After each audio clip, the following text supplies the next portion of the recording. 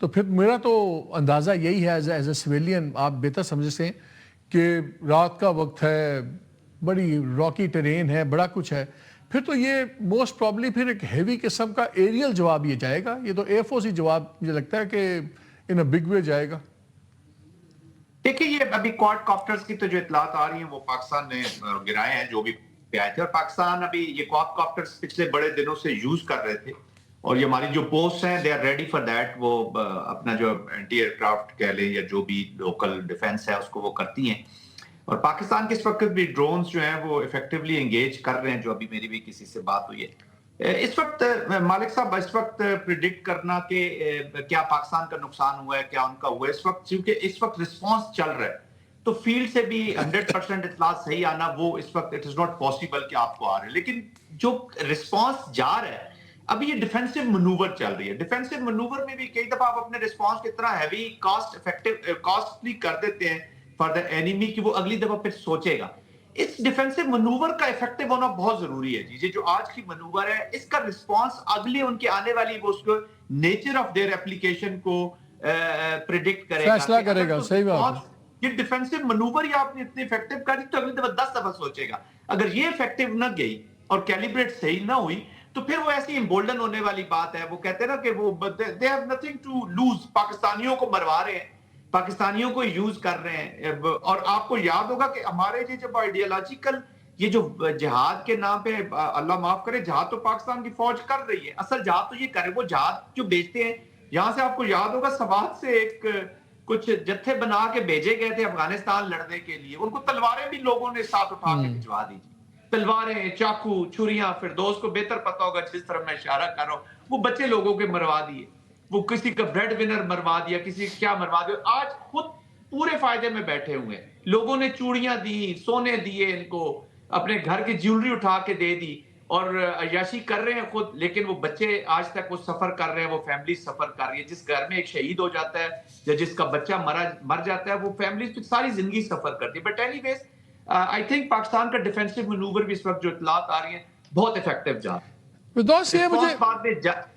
Of course جائے گا لیکن aerial ہے نہیں ہے، کس طرح کا کریں گے وہ آئی ایم شیور کہ اتنا میں آپ کو کنفرم کر کے بتا سکتا ہوں کہ غزب الحق نام جو ہے نا وہ واقعی غضب کی پلاننگ ہوئی ضرور ہے، بیٹھی ہوئی ہے which will have cost for them. غزب للحق میں نے پہلے غلط پرناؤنس کر دیا.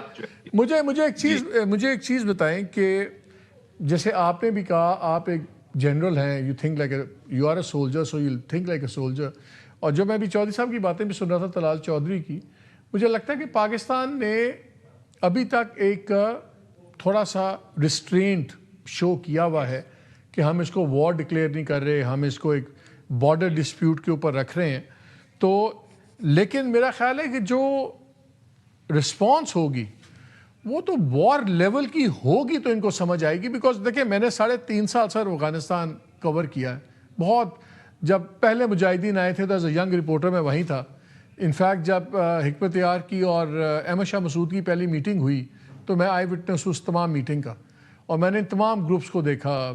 پروفیسر رسول سیاف، نبی محمدی، اپنے حکمت یار، یہ تمام لوگوں کو میں نے یہ بلکہ اس وقت یہ تھرڈ ٹیئر کے تھے جو باقی لیڈران آج کل ہے یہ حقانی وغیرہ. تو ہم پلے چکری پہ والے محل پہ تھے تو ہم لائنوں پہ بیٹھے ہوئے تھے، سرکل میں تھے. تو جب یہ حقانی صاحب آئے تو ہم نہیں جانتے تھے، تو یہ تھرڈ رو میں ان کو جگہ ملی تھی. ان کو فرنٹ رو میں کسی نے جگہ بھی نہیں دی تھی. لیکن جو وہاں کی سمجھ آتی تھی کہ وہ زبان دو ہی سمجھتے ہیں، یا پیسے کی یا طاقت کی. بیکاز ان کی ہے ہی ایک کانفلکٹ، چلڈرن آف کانفلکٹ ہیں، وہ نہیں سمجھتے.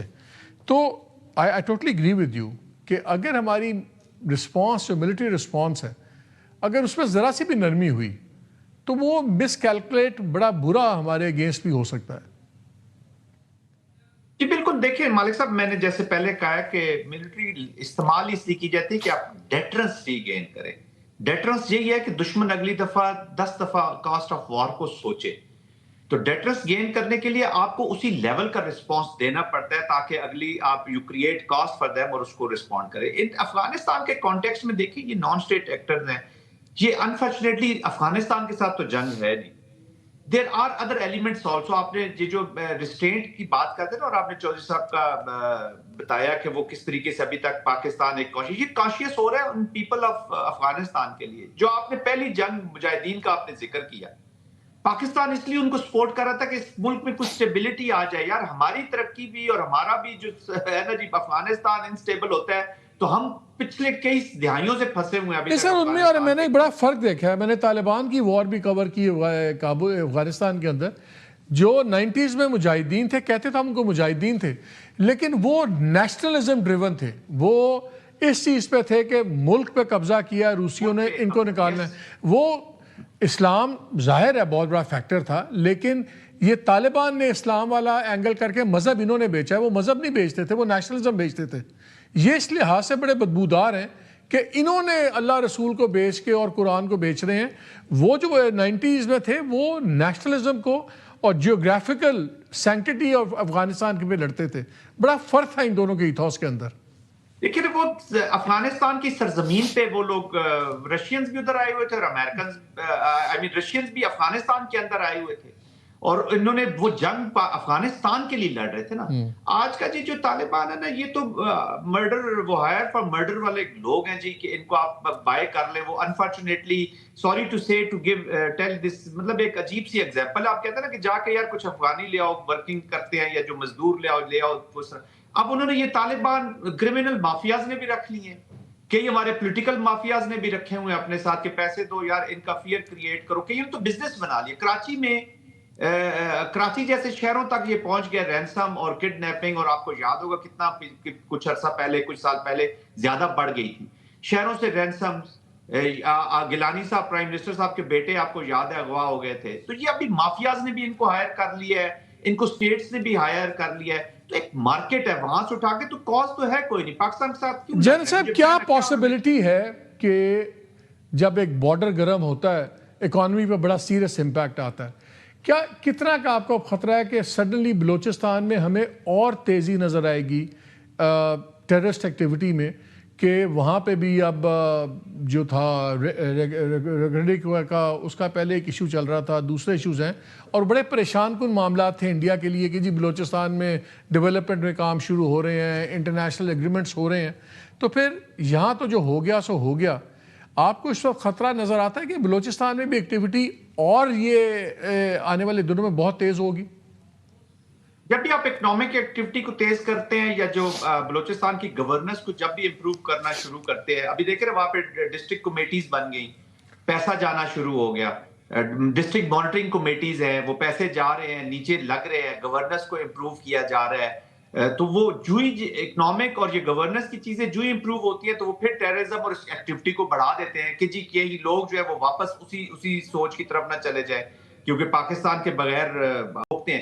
تو آف کورس میں بالکل بڑا سیریسلی یہ رہے گا کہ ابھی ٹیررزم کے ایکٹ تھوڑے سے بڑھیں گے، نہ صرف بلوچستان میں بلکہ پاکستان کے اندر بڑھیں گے. بٹ کسی کو ڈرا نہیں رہا. But this is how they ول. ان کا جو پچھلا بھی مارکا ہے، یہ سوری آپریشن سندور لانچ ہوا نا مالک صاحب، تو آپ کو یاد ہوگا جو انڈین انٹیلیجنس کے کچھ پیپرز اور کچھ چیزیں جو پکڑی گئی، ان کے پلان پکڑے گئے، تو اس میں تھا کہ already police tentacles in Balochistan and Khyber Pakhtunkhwa will be activated. اس کا مطلب ہے کہ آلریڈی انہوں نے یہ ٹیررزم کو اس کے ساتھ ملا کے تاکہ ڈسپونڈنسی پھیلی جائے، ڈیسیژن میکنگ لوپ میں آیا جائے، اور ایک پیرالسس کریٹ کیا جائے for political and military leadership of Pakistan. اور اس کے بعد پھر یہ ایسا ایک ماحول بنائیں گے جو پھر پاکستان کو پالیسی کیپچولیشن کی طرف لے جانا چاہے گا. But Pakistani military and political leadership is cognizant of this.